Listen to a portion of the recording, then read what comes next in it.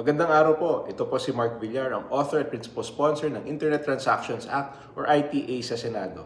Narito po ako to give you a brief background tungkol sa ating isinulong na batas. Ang ITA or Republic Act No. 11967 ay sinabatas noong December 5, 2023 at napirmahan ang Implementing Rules and Regulations o IRR noong May 24, 2024. The ITA is the policy of the state to promote and maintain a robust e-commerce environment in the country by building trust between online merchants and online consumers.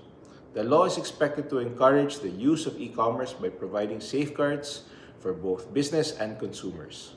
More than giving consumers and merchants digital security, mabibigyan pa natin ng pagkakataon ang ating mga kapwa Pilipino to maximize the benefits of the digital economy. Through the ITA, we will also crack down on scammers. Matitigil na po ang kanilang mga oportunistang gawain dahil i-regulate na ng ITA ang mga online transactions. Magkakaroon na rin po ng e-commerce bureau under ng Department of Trade and Industry o DTI to ensure the effective implementation of the provisions of the ITA. Sa nakaraang discussion ng national budget sa Senado, atin pong sinigurado na mayroong budget para sa implementasyon ng ITA. Sa mga susunod na buwan, makakaasa po ang ating mga kababayan na mababawasan at tuluyang mawawala ang mga scammers sa Pilipinas. Muli, ito po si Mark Villar. Nagpapaalala na lagi po tayong mag-ingat sa mga scammers. Maraming salamat po.